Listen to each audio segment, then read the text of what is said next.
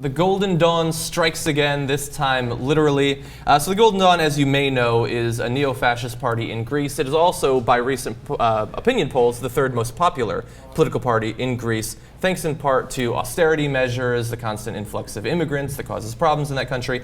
And so they're trying to increase their popularity, so they put on a very questionable event. It was a food drive. They were handing out food, but only for native Greeks. Now, some people had a problem with this, like non-fascists, for instance. And so Georgios Kaminas, the mayor of Athens, attempted to step in and stop them. Now, one of the members of Golden Dawn, also Georgios Germenis, was not happy with that. He confronted him, and he tried to punch the man, actually. Okay. Unfortunately, his aim wasn't good, and he missed, and he hit a 12-year-old girl in the face. Oh, nice. Disaster. I'm actually hearing word that we have tape of that. Oh, we were able to get tape? Oh, yeah. Okay, so let's watch. Got some babies to kiss. That's my baby to kiss. Stop it! They wanna get mine. He just punched a baby. All right, perhaps not a 12-year-old, but pretty close. Yeah. And Will Ferrell looks a little Greek there. Yeah, a little bit. Hey, Galifianakis is Greek. Right. Totally, yeah, so Golden Dawn has been making trouble. I don't think this is going to help them. Yeah. But an interesting note, by the way, the Golden Dawn member who punched the 12-year-old, former bassist in a heavy metal band. Yeah. Kind of badass. But he did also have a gun, and so the mayor's bodyguards held him down and tried to stop him from drawing the gun. Now he's saying he did not punch a girl. The girl, by the way, has a big bruise on her forehead, so she got punched by somebody.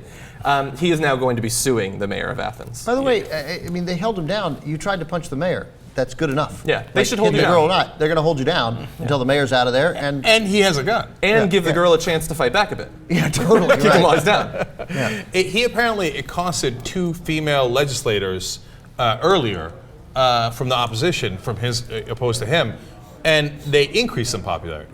So this is actually really scary. I mean, it's not surprised at all. Right. I mean, so there's this, ridiculous aspect to it of the clown punching the 12-year-old girl by mistake, etc. But look, when you've got a group targeting minorities, in this case immigrants, they're neo-Nazis, this doesn't end well. Yeah. Right? And they're gaining in popularity. Now, what's unfortunate about it is that they're using austerity, which is a terrible idea, which actually smart people who care about the issues also disagree with, but they're using it for their hate-driven agenda, and they're twisting it. They're taking that anger that is legitimate in the Greek people and directing it towards the wrong targets. We've seen this movie before. Over and over. Yeah, and it doesn't end well. Now, we have tape of one of their rallies, and if you weren't scared before, wait till you get a load of this. It was a scene of passion as more than 5,000 supporters of Greece's far-right Golden Dawn party held torches and Greek flags outside the U.S. Embassy in Athens, chanting anti-Turkish, anti-U.S., and anti-immigrant slogans. Complicated dispute over two uninhabited islands in the Aegean Sea, between the coast of Turkey and the Greek island chain of the Dodecanese, which the Greeks have always claimed, but whose sovereignty is disputed by Turkey. Oh, they're anti-Turkish too. I didn't see that coming. Yeah, right. Well, that's kind of natural. They think they're making some big point, and they're just mean, shallow, incredibly dumb bullies. Yeah.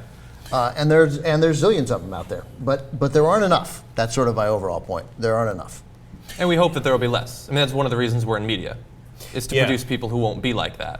No, I'm afraid, Ben. I'm afraid that might not necessarily be the case. Yeah. So here in the U.S., I don't think there's enough. I think. Yeah. Okay, we're not anywhere near Golden Dawn here, right?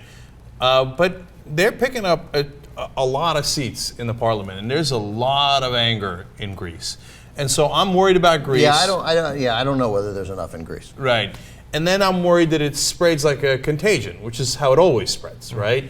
And then sometimes you hit a tipping point, and then all of a sudden there's this great ugliness that you didn't see coming as quickly as it came. That's why we can't fall into a progressive trap of saying, and like what happened with Chris Broussard, who's a ESPN writer, and I hope he continues to be an ESPN writer. I actually don't want to see him get fired. No, I don't either. No. But it's why you can't just say, hey, he's allowed to believe what he believes, and we're allowed to believe what we believe, and let's shake hands and go about our business. Yeah.